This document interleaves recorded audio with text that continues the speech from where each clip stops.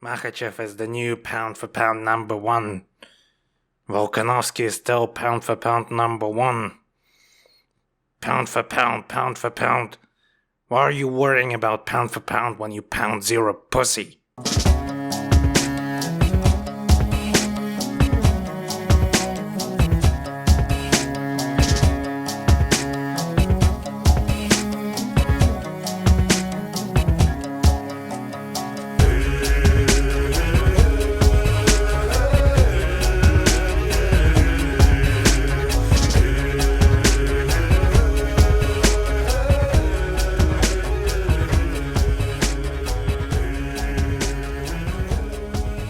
Hey, welcome back to TENGRIDOME, and this is we're finally back to just analyzing fights, discussing fights, and not touching upon such heady subjects as whether or not the ancient Greeks loved gay sex, which is proved to be a very controversial subject amongst some of our listeners. So let's just talk about something,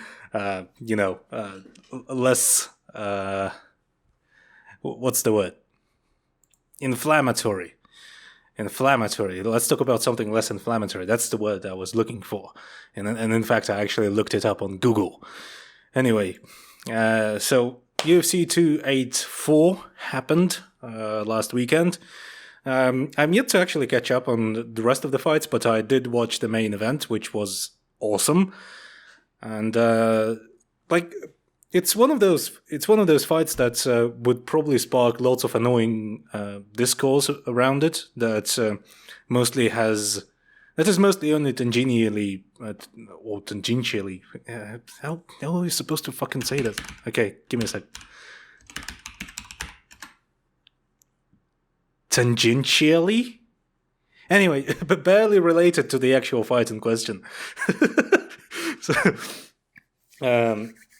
So the two, to start, let's give this some structure and avoid just stumbling through the subject like I usually do, because the fight warrants that kind of approach.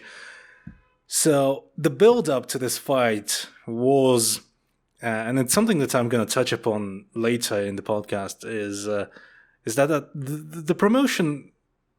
The promotion of this fight, the actual promoting that needed to be done for this fight, was pretty shoddy.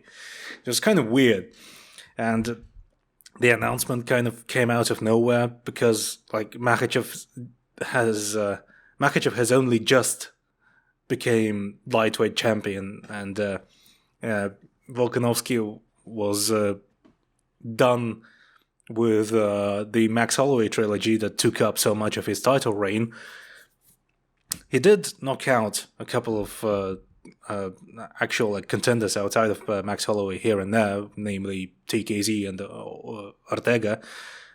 Obviously, there is an argument to be made that TKZ wasn't necessarily, all that threatening to Volkanovski's title reign, but there it is. He had those title fights. Meanwhile, Makhachev had 0.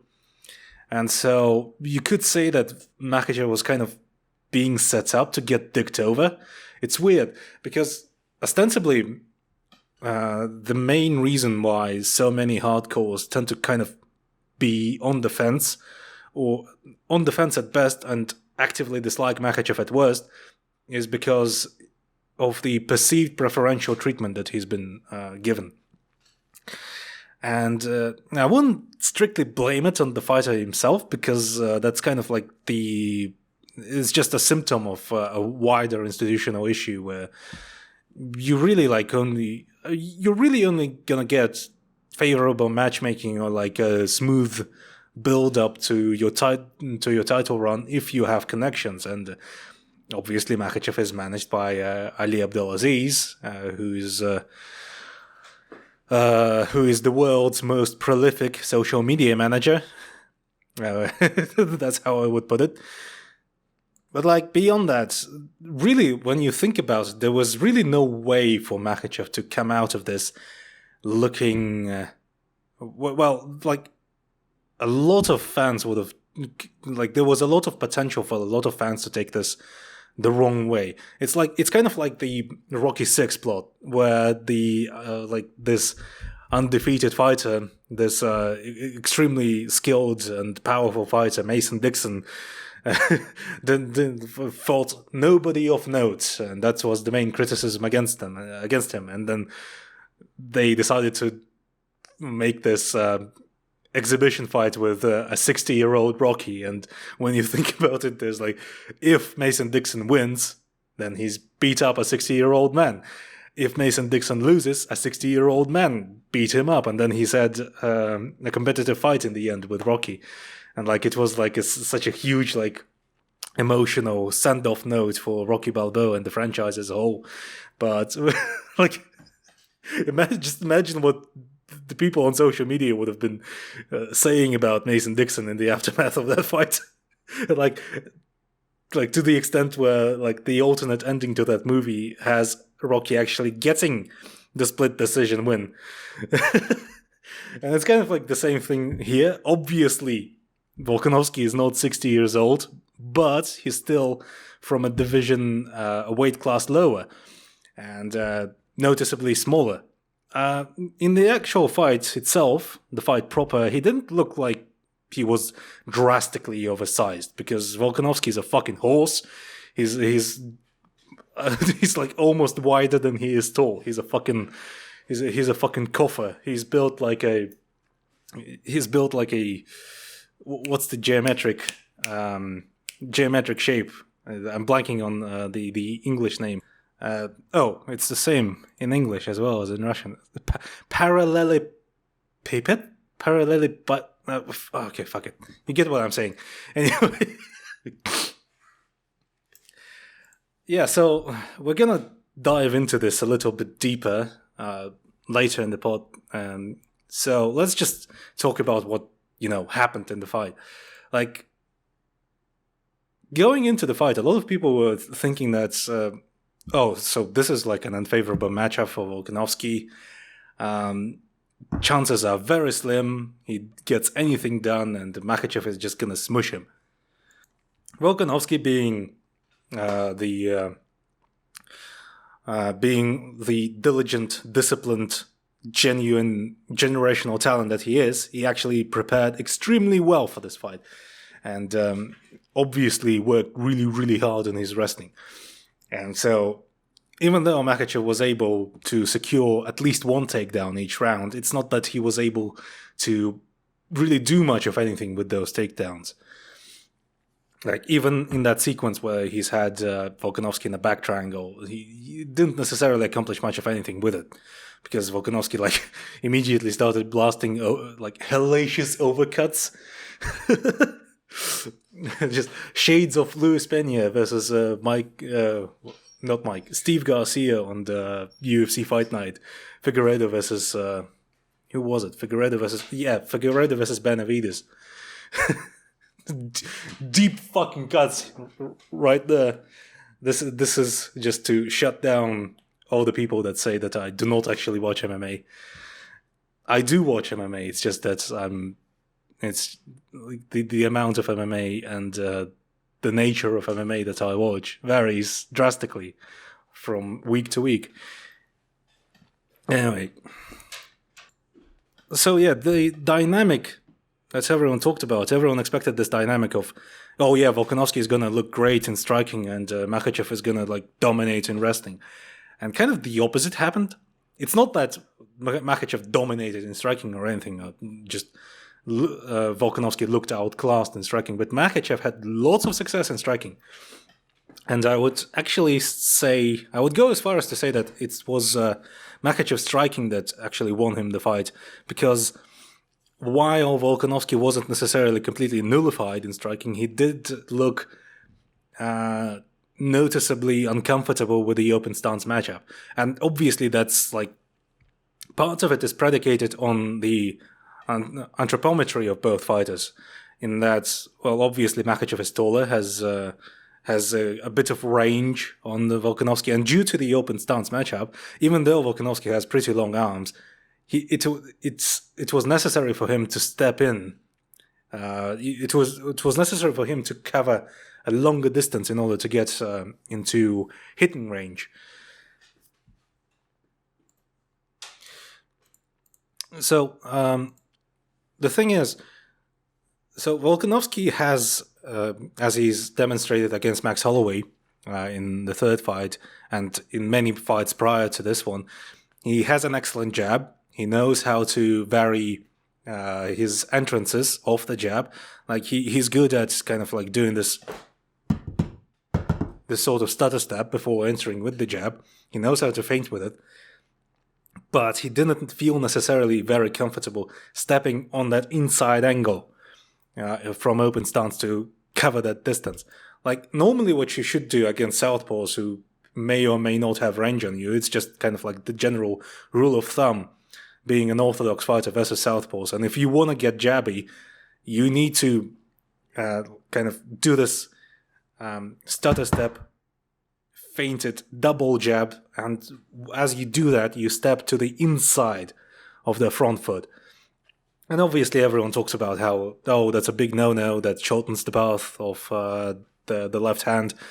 But like, how else do you jab versus a southpaw? And also, this sets up a nice inside angle counter. If you like land this double jab and then you hop step backwards, and that's your opportunity to land a nice left hook on the counter.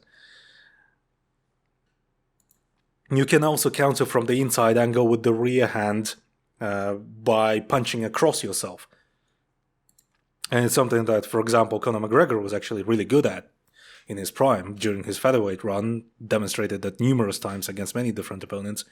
So yeah, it's workable. It's not that it's like Volkanovski talked about stepping towards shuffling towards Max Holloway's power hand, which actually allowed him to roll with the right hand and then set up his further offense.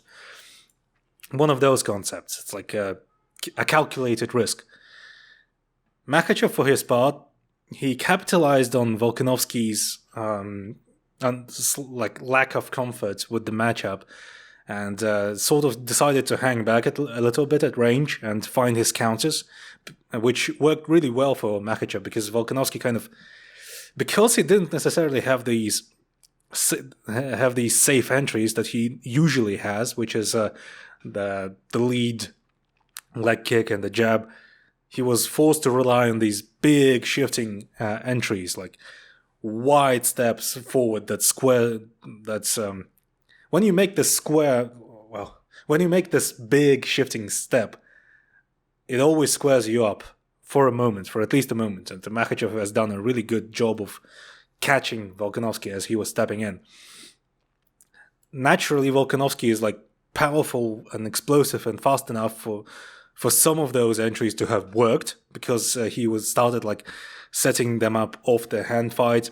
He would set them up with like a level change. He would do like a sort of a drop shift into a body shot, which was a nice look.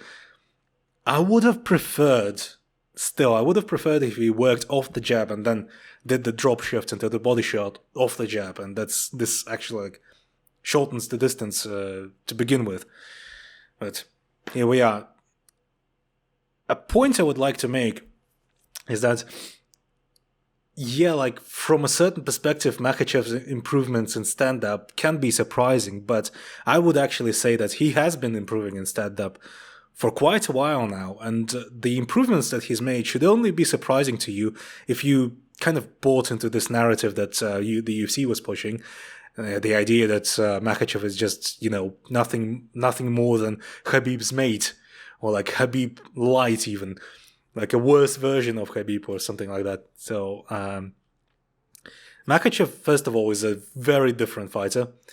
Okay, he does fit like he does follow some of the same beats when it comes to employing his offensive wrestling, but he's a different fighter with a different skill set. He fights from a different stance, and he actually like prefers to, he's comfortable enough to work within that striking framework without resorting necessarily to consistently pushing for wrestling exchanges.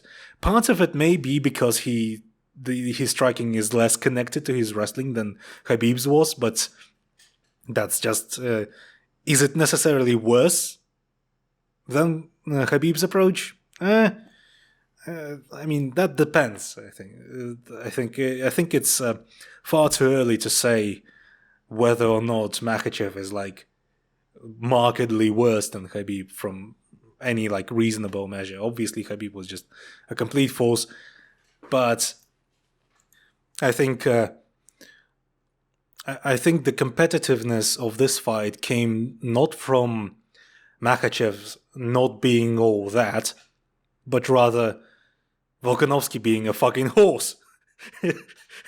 That may sound like a distinction without, distinction without a difference, but I think there's a little bit of nuance here that we need to kind of try and adhere to when discussing this matchup. So the 2-3 counters looked nice for Makhachev. Excuse me. But the one thing I noticed, and this is kind of things that he would probably have to keep in mind if the rematch ever happens, is that I think he found more success actually like going forward and sort of bum rushing Volkanovski. Now, a lot of his best connections came off the counter as Volkanovski was rushing in. However, Volkanovski in the rematch would obviously like pay attention to this because, I mean, this is Volkanovski we're talking about. He's not stupid. He does pay attention to what he does, and he does improve consistently. That this fits the direction his career took. And so he's gonna adjust. He's gonna find out. He's gonna figure out ways to collapse distance more safely. And for Makhachev, I would actually think that going forward, blasting body kicks and just kind of like throwing both linear kicks and like round kicks to the open side while power punching, moving forward, might actually work a little better for him than hanging back and like relying on Volkanovski like barging into range without paying much attention to defense. Like, everyone thinks that if you're rangier, then that automatically means you have to hang back and try to keep the opponent at range. When in fact, if you're rangier, and if you've got height on your opponent, moving forward, straight punching, pressuring, and with kicks added, like throwing lots of kicks, may actually be more beneficial for you than trying to sort of like do outfighty stuff or strike out in the open at like this long range. Plus, this also ties together into Makhachev's successes in wrestling, because when he was pushing forward and when he was like drawing out entries out of Volkanovski by pushing forward, that's when he was able to secure the shots. That's when he was able to secure the ties on the level changes and like actually take Volkanovski down, as opposed to like the prolonged clinch exchanges in which Volkanovski has been able to stall him out, actually like shove him around physically using like his own like prodigious strength and defend some of those takedowns. Like when Makhachev attempted to chain wrestle, Volkanovski has done a really good job for example, from the rear waist lock. Okay, so Makhachev has the rear waist lock. He has the grip. He drops his level down to the kind of like to push his weight on Volkanovski, hooks his leg to try and like go for a trip or for a throw. Volkanovski, for his part, gets his own hook with his own foot. And what this leads to is that when Makhachev throws Volkanovski, Volkanovski is following Makhachev's own momentum and lands like with his ass right on top of Makhachev. And from there, he has the opportunity to rotate and secure a better position or separate. Like this is one of those tiny little moments where like the number one defense you learn against someone having a rear waist lock, or like securing that rear position and going for example, a suplex. What you do is you drop your weight. And Volkanovski, being the shorter man with a lower center of gravity, this works in his favor. You drop your weight, and when someone tries to go for an obviv or a throw of similar nature, you fight with your foot for a better, to secure your own grip over the opponent's foot, over the opponent's leg. And when they actually go for a throw, like, Makhachev should pay attention to this. Next time when he tries to do this, he actually has to, not rush the throw, avoid rushing the throw, actually try to re-secure his own position and then go for something else. I mean, naturally, in some of those takedown attempts, Volkanovski was actually already mid-air, and he was just, whilst he was mid-air, he would secure that lace around Makhachev's leg, which is really nice. Just good, coordinated grappling defense. Back to striking. So, in striking, body shots were abound from both parties, which was really nice to see. Some of those intercepting knees from Makhachev looked like they smarted something fierce. I already mentioned the drop shifts into a body shot from Volkanovski, but Makhachev as well. He also would throw up close, shovel hooks to Volkanovski's body. Some nice body kicks, as mentioned before, but he would connect with them. He would connect with them either out in the open or while going forward, not on the counter, because obviously moving backwards and throwing body kicks is really hard. So this is just one thing in which I think Makhachev would it would behoove. This is how you're supposed to use this word, actually, by the way, weasel. It would behoove Makhachev to think about moving forward in the next fight and throwing those body kicks, because those seem to work really well, and in part because Volkanovski and some of his I'm actually not sure if Volkanovski trains full-time at TKB. I don't think he does. I think he does the GSP thing of mixing and matching trainers, which is a good idea. More fighters should do that. But he has the same issue where they don't necessarily deal with kicks well. CKB fighters are great kickers, but they don't have the greatest kick defense. And cross-checking versus Makhachev may prove to be somewhat perilous, because when you cross-check, obviously you have to stand on one foot. And in that moment, this may give the opportunity to Makhachev to just, blast forward and get a takedown. So the danger of there was also a lot of Makhachev's tools generally kind of presented a clear danger to Volkanovski that Volkanovski obviously tried to stay mindful of, which kind of nullified his output.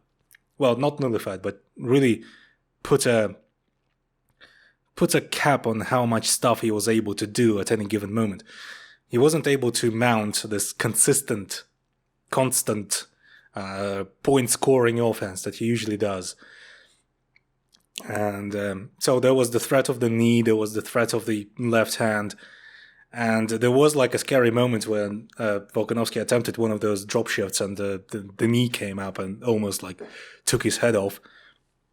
And some of the moments where Volkanovski would shift forward and then Makhachev would clip him with a nice crisp left hand, or connect with a nice right hook. He was obviously primed for that left hook, right hook, by the way. And it kind of reminded me, obviously this is just an AKA thing, but it reminded me of Luke Rockhold for a little, to a certain extent. Makhachev wasn't leaning back on that check hook, chin out in the open, obviously, but the same kind of tools, drawing out opponents' entries and connecting with the right hook and then connecting with the body kick. So, like, there's nothing mind-blowing about this. The striking in this fight was actually, like, pretty basic. Certainly a lot less nuanced and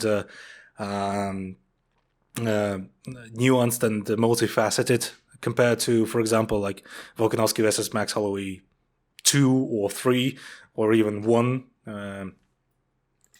It's the wrestling and grappling that was interesting.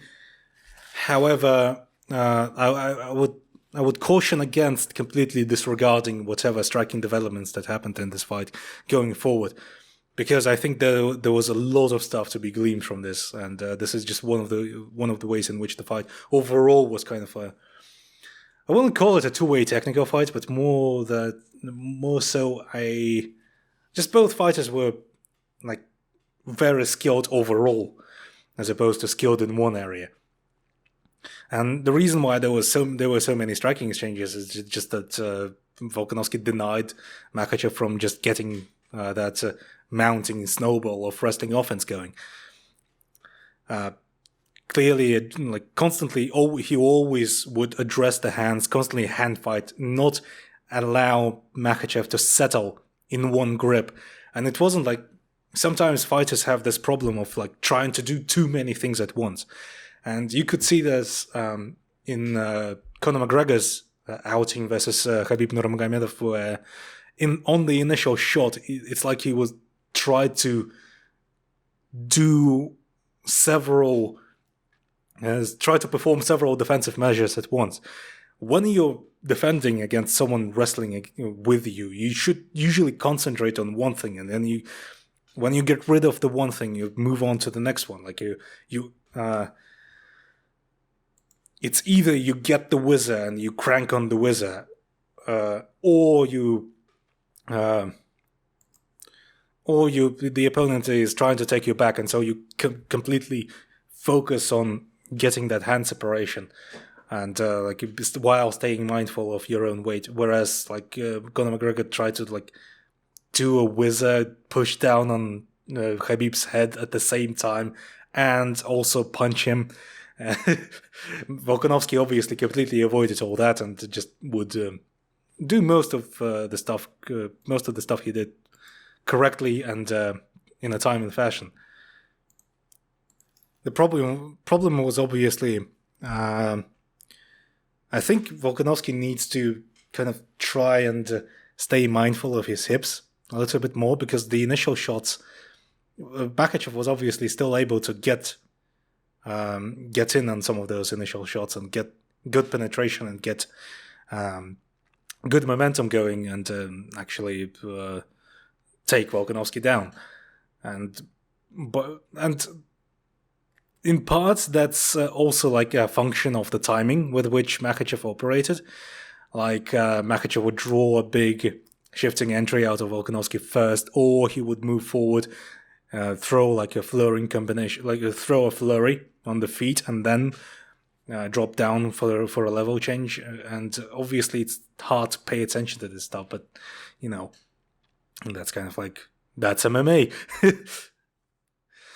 The big mistake Volkanovski did was in round 4, the now mimetic sequence in which Volkanovski unloaded on Makhachev with furious arm-punching offense while yelling obscenities at Makhachev and being unable to escape the body triangle. And so, like, the first mistake was to, try to wall walk his way upwards, because it was pretty obvious that Makhachev was trying to go for a back take. Because, I mean, obviously, like, in order to... Volkanovski basically, like, toddler crawled to the fence. And in that moment, obviously, you give up the back. And so, that Makhachev is going to go, and try and secure your back. So, if he stayed farther from the fence and Makhachev got that body triangle, he could have tried to get out of that triangle. And normally, you get out of the triangle by shifting your weight so that the inside the foot of the opponent that's inside the knee, that's cranking down on the triangle, ends up on the ground, and from there you can rotate and try to escape. And in that moment, you can secure top position this way, or create separation and escape. Either way, you initiate a scramble, and you initiate that scramble by wrestling out in the open. And the problem was that he got to the fence, and now Makhachev has the body triangle, and there's no way to there's no space to rotate into. There's no way to change that position. And I've had a discussion about this with Hacks recently, and Hacks actually made an argument that maybe this round should have been scored a draw for both, because neither one of them has managed to, do anything meaningful. So here's Makhachev in the body triangle. Here's Volkanovski in Makhachev's body triangle. He's landing with these, not fight ending, clearly scary ground and pound type shots. He's just kind of making. They obviously stung. They hurt a bunch, and they were annoying enough that Volkanovski continued fighting the hands, so Makhachev couldn't secure any sort of hook or any sort of he denied Makhachev a submission offense, and so Makhachev couldn't get submission offense going, and Volkanovski couldn't get meaningful ground and pound going. So it's kind of like a wash. Very funny, extremely funny sequence though. And okay, sure, yeah, it's a losing position, but is either of them accomplishing anything of note? Nah. So yeah, the Hexeroist has he does have a habit of planting these ideas in my brain. So if you wish to take umbrage with my opinion on this sequence, take it all up with Hacks. Leave me alone. Just don't have the energy to deal with any more annoying commenters nitpicking my on-the-fly analysis that I haven't prepared for. I wrote a little bit of I wrote some notes, but it's not they're excessively detailed. I'm just kind of going off my memory. A smarter way to do this would to actually revisit the fight and or have the fight play in the background and talk about it, but yeah, can't be asked. Every once in a while there are threads on Twitter where people talk about share your process. How do you evaluate and analyze fights? Do you take notes? And everyone is oh yeah, I watched the fight at least 15 times, and several times I watch it in slow motion in order to get a clear grasp of some of the exchanges that happened. I don't know why I'm doing an American accent for this one, but I watched the fight 47 times, and I took detailed notes, and I have I use my experience in academia to analyze fights, and here I am just prattling on about stuff I kind of sort of remember after watching the fight 6 drinks deep. And I'm not saying that's good. I'm not saying my analysis is somehow better for it, but it's just admitting to my own laziness in that regard. But at least I'm honest with myself. Okay, so that's the 4th round, and round 5 is the one of those moments where people some old heads would go, in Pride rules, Volkanovski would have got it, because Volkanovski took the I would say that he definitively took the 5th round, or at the very least sealed the ending to that fight by staying on top. But basically what happened is that Volkanovski dropped Makhachev, and then as Makhachev was trying to go for a tie-up, and landed some cool ground and pound, and then the fight ended. It wasn't high amplitude massive, like these, like Volkanovski fully postured up, throwing bombs. It wasn't that. Makhachev has done a good job of tying up Volkanovski's hands, so breaking Volkanovski's posture, not letting him posture up and land any, like, meaningful, like purely damaging offense.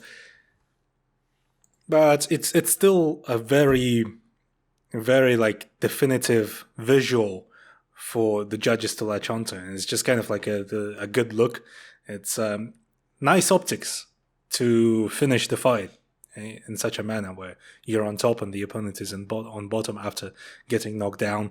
So, Is it a 10-8? I don't know.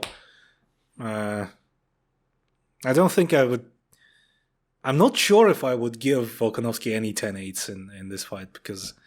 And I'm not sure I would give Makhachev any 10-8s for this fight either, which is why the fight is so close. Volkanovski, for my tastes, throughout the fight, Volkanovski ate too many clean left hands and knees for me to consider him the definitive winner. For his part, conversely, Volkanovski has been able to connect with some pretty obviously, definitely stinging shots that kind of wobbled Makhachev on multiple occasions as well. So, that's why it's a close fight. That's why it was so interesting, and that's why there's now talks of a rematch. Talks of a rematch abound on social media, and the shit slinging has begun already. Either way, I'm fine with a Makhachev win. I'm not as down on Makhachev after this performance as some people are, because I saw some people like talk about how, Makhachev was exposed by Volkanovski, or like Dagestani wrestling isn't all that, or Makhachev couldn't even wrestle fuck a featherweight. And I would caution against jumping to these conclusions. Like, obviously, yeah, Makhachev could struggle with some of the lightweights, maybe, going forward, but that's kind of like the nature of the division, first of all, and second of all, he was fighting one of the greatest fighters of our generation. Alexander Volkanovski is a fucking horse. I mean, and some people were also like calling Volkanovski a sore loser because he came out saying that he thought that he clearly won the fight and clearly won some of the rounds. And first of all, obviously they're wrangling for a rematch. This is a big fight, and they could make decent money and get good legacy points. Good legacy points by continuing this rivalry. And you don't secure a rematch by going, "Oh yeah, this guy owned me. This guy gave me a big boo-boo. He fucked me up. Still want a rematch." Who does that? No one fucking does that. Come on. And also beyond that, like, being confident in your abilities is like the default mode of behavior for a fucking professional athlete. Like, if anything, I would be more alarmed if Volkanovski just came on Ariel Helvani's show and went like, "Oh yeah, I fucking suck. I prepared so hard, and Makhachev still beat my ass, and I couldn't get anything going." No, what he said was, I think it was a pretty sober assessment of his own performance. He should be proud of that performance, first of all, coming up in weight against a very dominant force in the division, and doing as well as he did against that fighter. And the things he said was like, "Oh yeah, I could do more stuff. Couldn't get consistent offense going. Could do better with some of those with defending the initial shots. Could do better with the back triangle, but was silly, etc., etc." It's not like he's basically going on interviews and saying that, "Oh, Islam Makhachev is a fucking bitch, and if he doesn't wrestle, he will never beat me." What he said was, in featherweight, if Makhachev was a featherweight, I would fucking beat his ass. And is that really so outrageous? I mean, that's what the concept of pound for pound actually is. It was basically created to credit fighters who would get beat up by the big boys, but are still clearly much more skillful. And if everyone was the same size, they would demolish everyone. That's what pound for pound is. And so, and but the pound for pound discourse is like the most boring part of the whole info noise around this fight for me personally, because it's like the pound for pound arguments always like end up being so silly. They always get bogged down in like various criteria, and every time when some people start arguing, like they don't know each other's criteria, they just start arguing, and there's like numerous types of criteria you can have for all sorts of things regarding pound for pound, like size parity or whatever the fuck.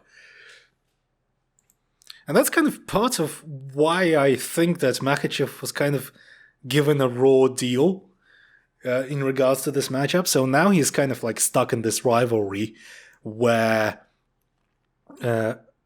like bad faith actors could easily spin this into a narrative where Makhachev is a hype job. He's not all that. He's not the next coming of Khabib, and he sucks basically. And featherweight beat him up.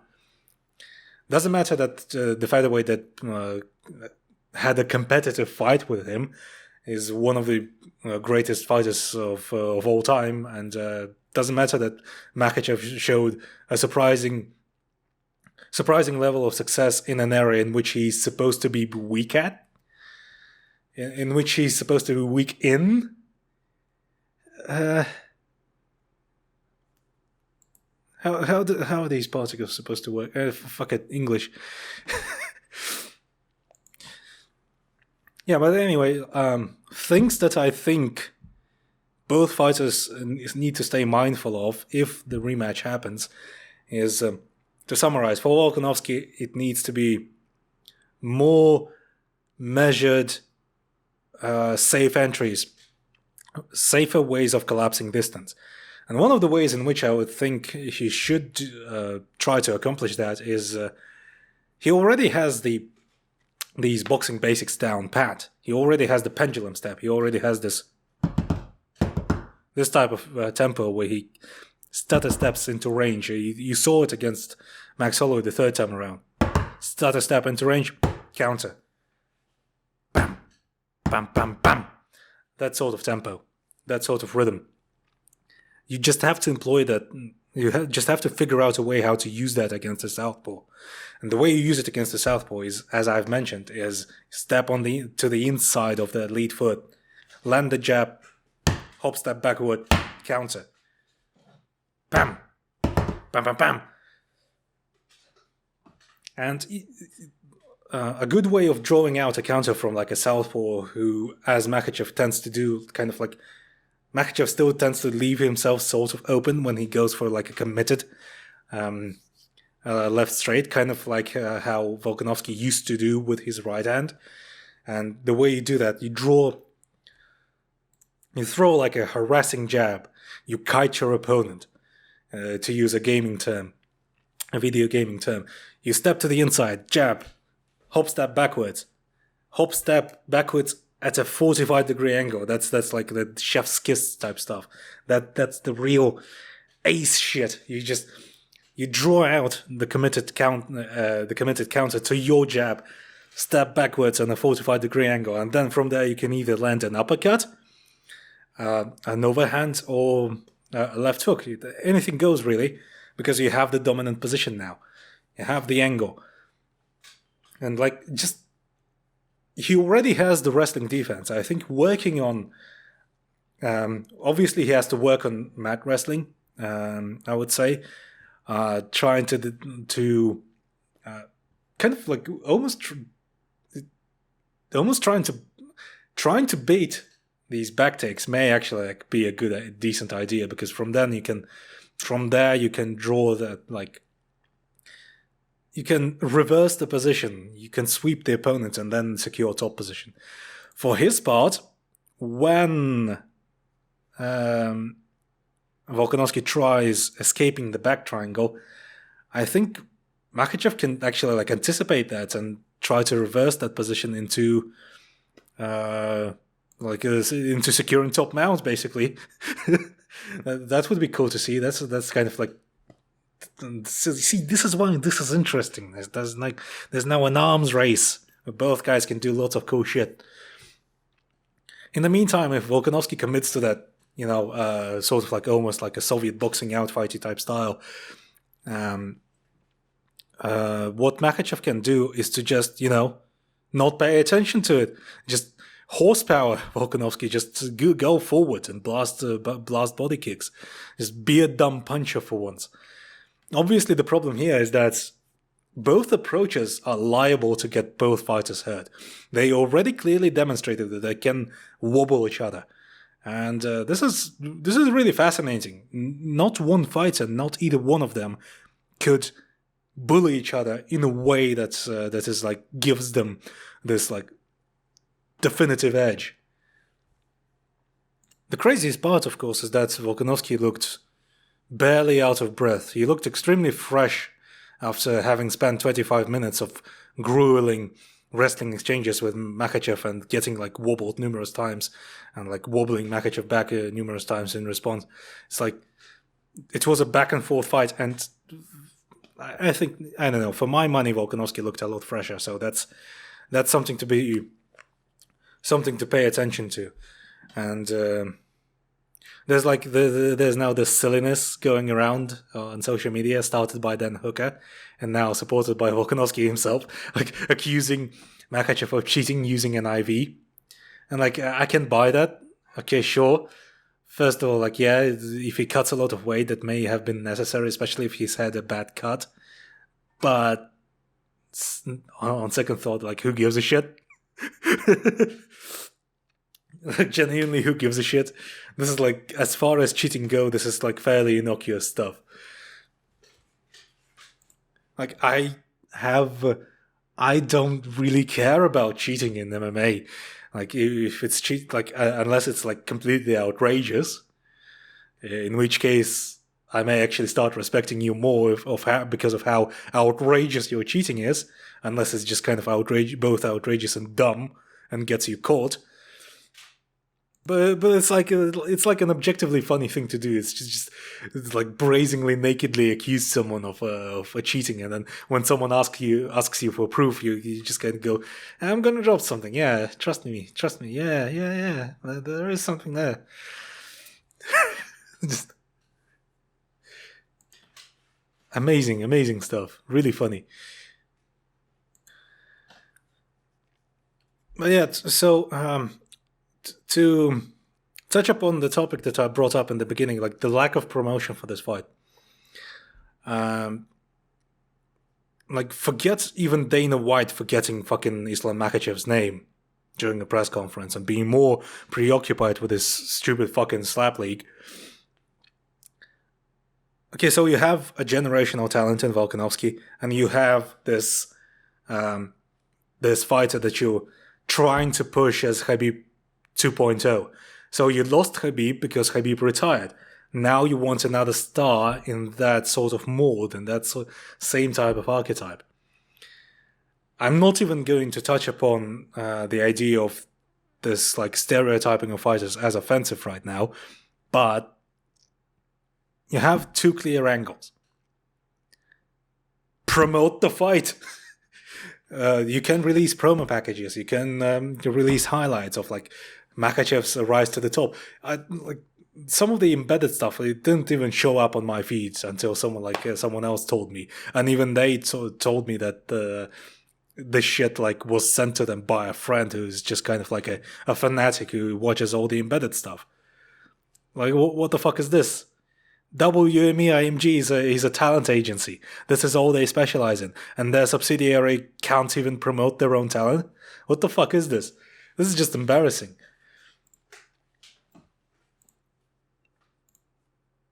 Pound for pound number one. For the amount of credence they give to the idea of like, oh, this is the battle for the pound for pound number one spot, best fighter on the planet.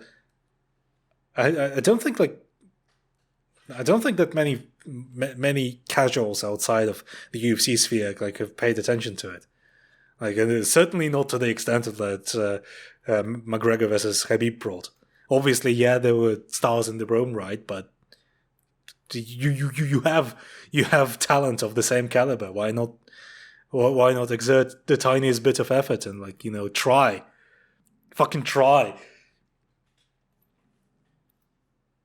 And then the UFC, every time the fight happens in Australia, the UFC kind of goes, "Oh, what an amazing job we've done! The whole arena sold out." And it's not because the Australians are fucking sick cunts for MMA. They fucking love a punch up.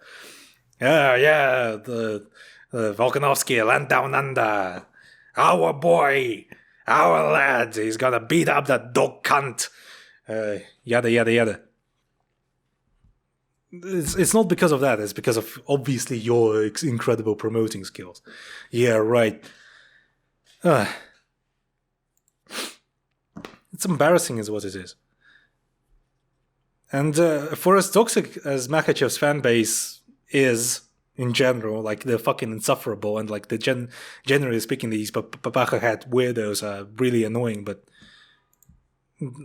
I don't know. I guess it's just the complacency stemming from already having a captive audience that kind of like disincentivizes any sort of effort on part of the UFC when it comes to promoting their fighters. I think this is like the most logical explanation. At least it seems that way to me right now. But like, yeah, promoting Makhachev is nothing but Khabib's mate, Khabib light, like all this Khabib stuff. Makhachev is a different fighter with a different style and different selling points. He fights differently. He's I don't know. He has a different personality. Why are you reducing him to this stereotype, like the savage mountain man? I'm actually tired of speaking about this all the time. Like every time there's a Dagestani fighter, like a fighter from the Caucasus, I have to like point this out. Like, Dagestani wrestling is not a homogenous stereotype. Dagestan's school of wrestling is not a kung fu style, for fuck's sake. It's a long-standing institution where high-level athletes train in good conditions in specialized gyms. And Dagestani wrestling was not exposed, quote-unquote, by Volkanovski, nor will the meta undergo any sort of shift simply because Volkanovski employed solid wrestling fundamentals to avoid getting smushed.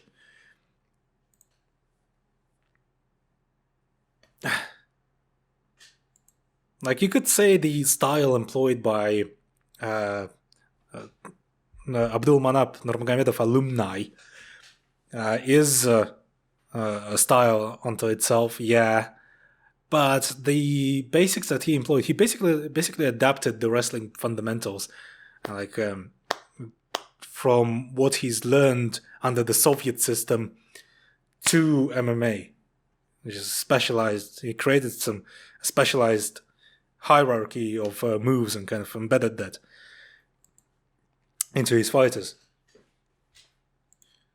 So, kind of, I mean, I realize that they're aiming for the lowest common denominator, basically, because these stereotypes are easy to follow, they're easy to latch onto, and they don't give you any incentive to go out of your own way and do your own research. And beyond that, like, MMA fans fucking hate doing their own research anyway. Their idea of research is like watching the latest episode of JRE on the subject that they are interested in, and that's kind of it. I still find it extremely annoying, nonetheless. Knowing that will not stop me from whinging about it, basically. All that said, I'm not sure I want the immediate rematch. It will fuck both divisions over, first of all. And, there were talks about setting up the interim between Yair Rodriguez and whoever else.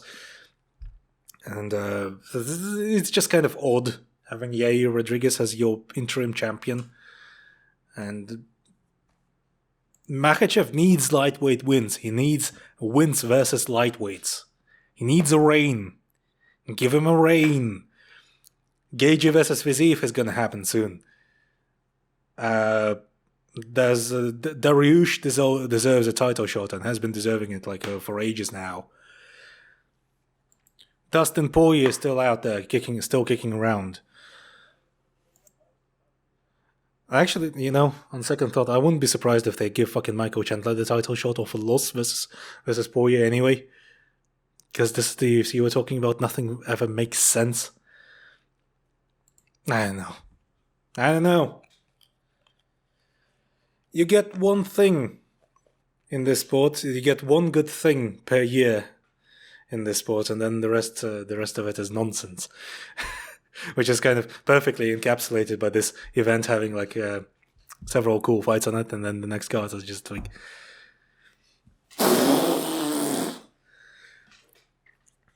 Okay, let's look at what the UFC has in store for us next. Okay,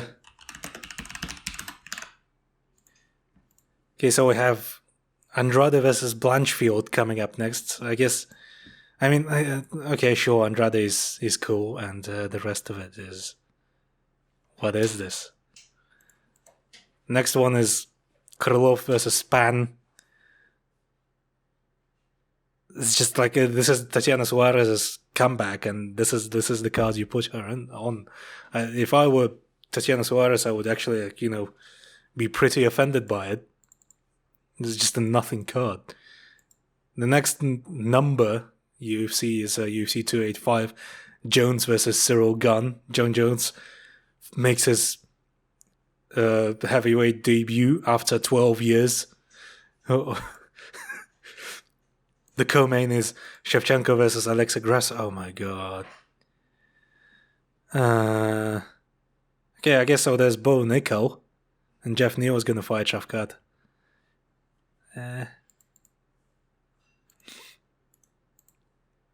Okay, so the first good main event, I'd say, is Petr Yan versus Merab Dvalishvili. So there's that, I guess, but it's a long wait. It's gonna happen in March 11. So yeah, quite a while until at least the main events pick back up again.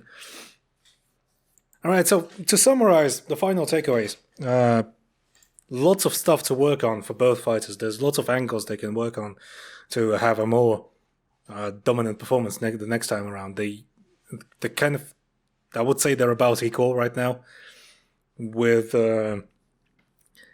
the ceiling for Makhachev in this particular matchup being kind of enhanced by his physical advantages over Volkanovski, whereas for Volkanovski, I would say there are more technical developments that he could make in order to make this matchup more favorable for him.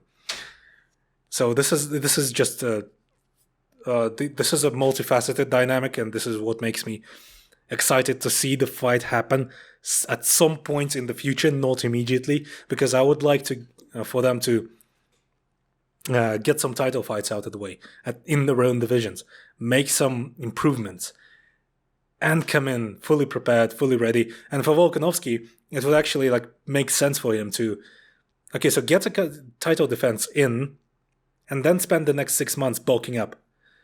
Not obviously to the extent where he's just fucking gigantic and has to cut 20 kilograms of weight. No, but it was obvious that he basically just didn't cut much weight for this fight. And sure, in part that may have given him this cardio edge that he demonstrated clearly in this fight, because Makhachev was kind of huffing and puffing by the end of it, because he spent so much time exerting so much energy trying to beast Volkanovski to the ground, and Volkanovski is just kind of unbeastable. But yeah, this initial shot, if Volkanovski comes in a little bit heavier, a little bit stronger with more muscle mass, I think this might give him the edge in those wrestling exchanges, especially given just how fucking strong he is in those tie-ups, in those situations. So he's just even bullied Makhachev at some points in the clinch. For Makhachev, maybe a more strategic approach is warranted. Maybe I would go as far as to say that striking developments would be more promising and would be more in his favor than trying to zero in on specific grappling looks. That said, I would come in prepared for Volkanovski to demonstrate even more improved, a more improved bottom game and more improved initial shot takedown defense, like the initial reactions, the hips, and the whizzes, the sprawls, the whole shebang. For Volkanovski, further boxing improvements, trying to develop striking versus open stance matchups versus southpaws. Working from closed stance, like shifting to southpaw and trying to jab from there could work, but that would require... It depends on whether or not Volkanovski is like a fully ambidextrous puncher. He may be, but it's also like it changes the whole dynamic. It's basically like you have to learn to box. You have to learn to box the same way you box in orthodox, in the opposite stance. So it's kind of like a tall task. The kicks, his kicks were stymied by the threat of the takedown, and kind of like you can kick from the hand fight. You can use the hand fight to set up the kicks. And Volkanovski kind of did that a couple times, like setting up the outside leg kick with the lead foot, with the lead leg. But also, it's just kind of dangerous.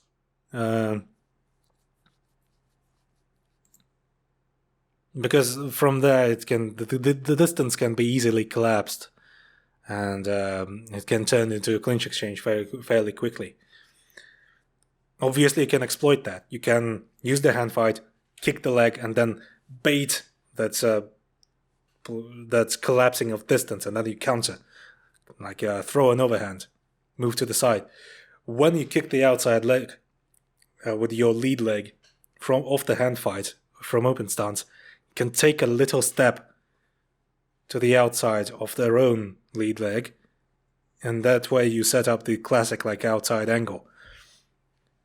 Hand fight, kick, step to the outside. I'm actually mimicking the movements. Obviously, you can't see them.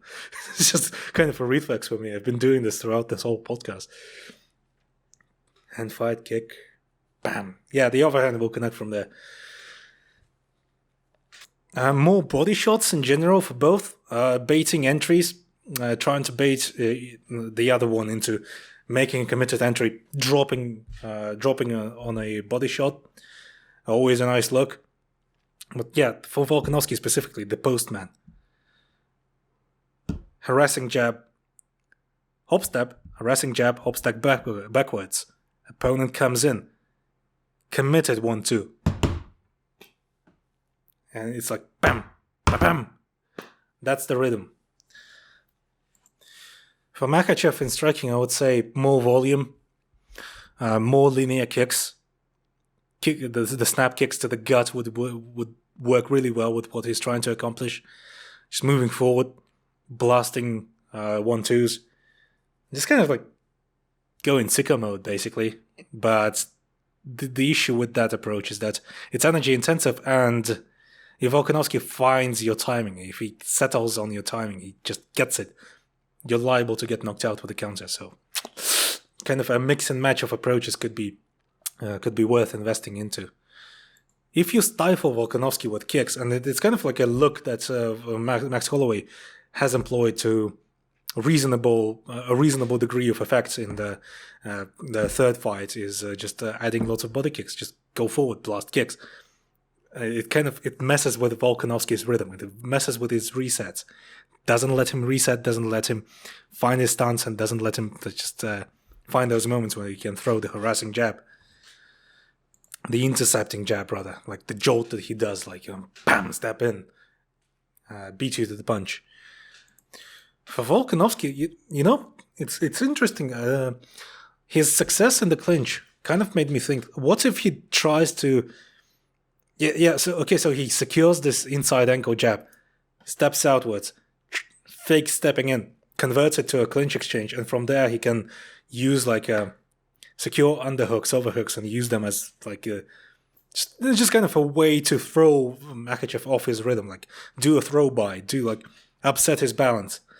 mess with him a little bit and separate, and then you, on the break, you blast the left hook, you blast body shots, like the damaging shots. That could be an interesting look. Just thought of this. Yeah, that would be interesting to see. All right, so that's summarizing the fights, like the developments that I would like to see and what happened and all that kind of stuff. Summary for the discourse. My rule of thumb is I don't really give a shit what the fighters say in interviews, unless they're saying like fucked up stuff, like calling someone slurs or something. Because the fighters will just say anything in order to both promote the fight, in order to get an angle for securing a rematch, and just kind of vibe, get those brownie points, get some mimetic stuff going, make a creative, force a meme out of a situation. Like the fighters feeling confident that they should have been given the W is normal. That's normal.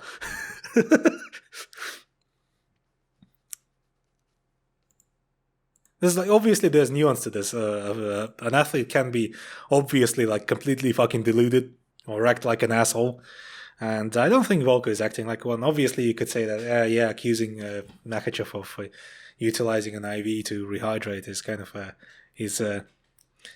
could be considered a bad look, but those people who say that should also consider that it's fucking funny. It's just naked accusation out of nowhere. What proof do you have? I don't know. Fucking, I saw it. I caught a glimpse.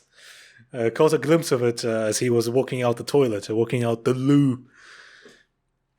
I looked at his poop afterwards. He forgot to flush. It was kind of too soft looking for a dehydrated person.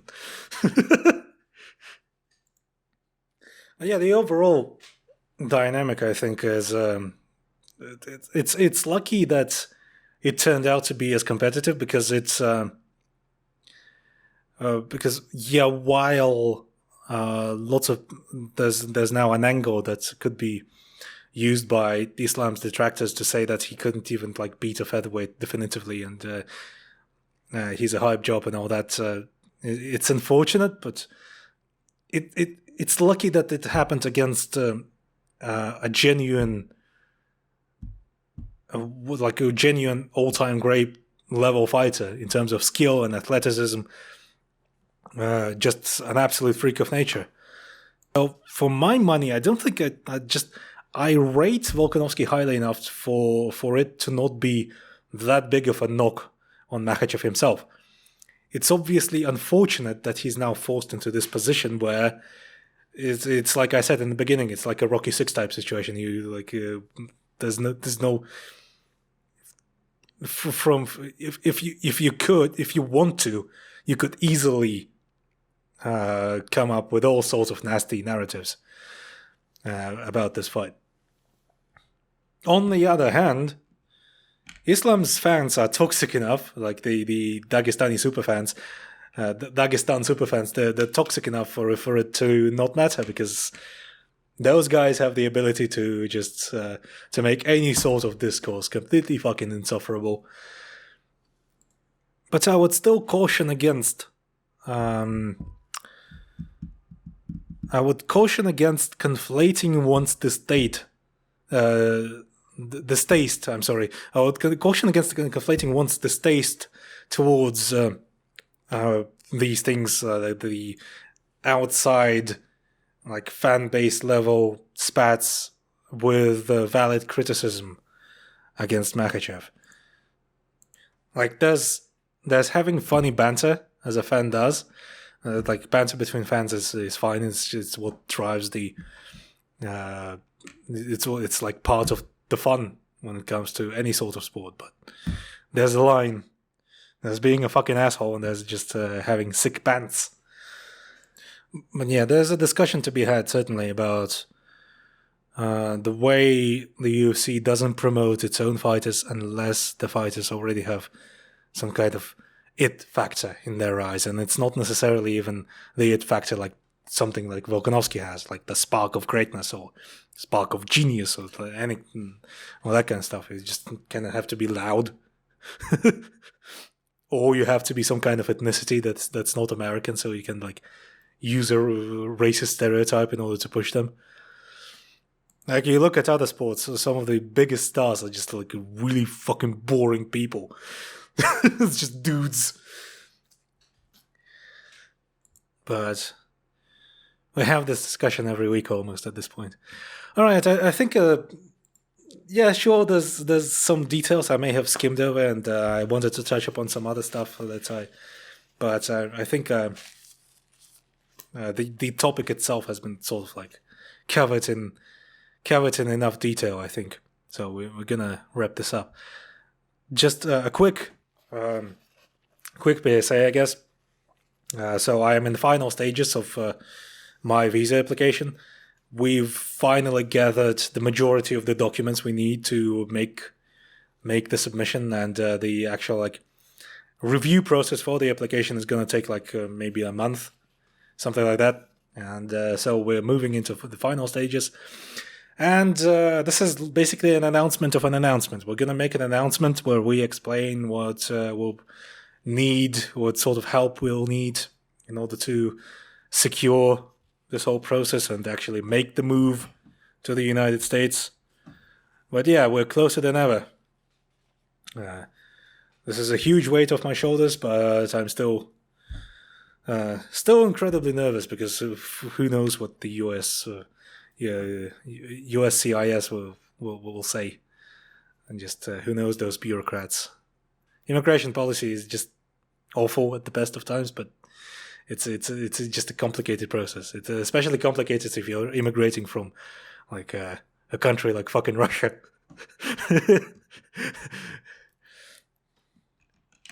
Add to the fact that Russia is now like a persona non grata amongst the relatively normal community of the relatively normal part of the international community is how I would put it. All right, so I hope you enjoyed this this breakdown, and tell me what you think about the suggestions I made for both fighters when it comes to the rematch, and tell me if I missed anything or if you disagree with any sort of assessment that I made regarding the performance of these two athletes. And yeah, that's probably it. That said, though, I have to, before I forget to say this, it's really cool to me that we're now finally at a level where a fight between highly ranked fighters, highly ranked champions, can result in the full this showcases the full extent of mixed martial arts. Because for the longest time, like most of the time, these fights either were just a complete demolition job, one-sided demolition job, or it only demonstrated like only one aspect because the other aspects were completely nullified. In here, it was evenly matched, roughly evenly matched, and both guys did lots of interesting stuff. Yeah, some of it wasn't as high level if it was like a specialized bout, but this is mixed martial arts. A fight has to be greater than the sum of its parts in order to be good, and like a true mixed martial arts bout. And Makhachev versus Volkanovski was amongst one of them. So this is really cool. This is the stuff. This is why I watch this sport. Like the cool technique stuff, cool techniques, high level skill, just high level skillful exchanges in multiple phases. This is why the sport was created. We need more of it. We need more of that, and less of less of the usual shit we get in the sport. All right, that's it. I'm out. Cheers, everyone.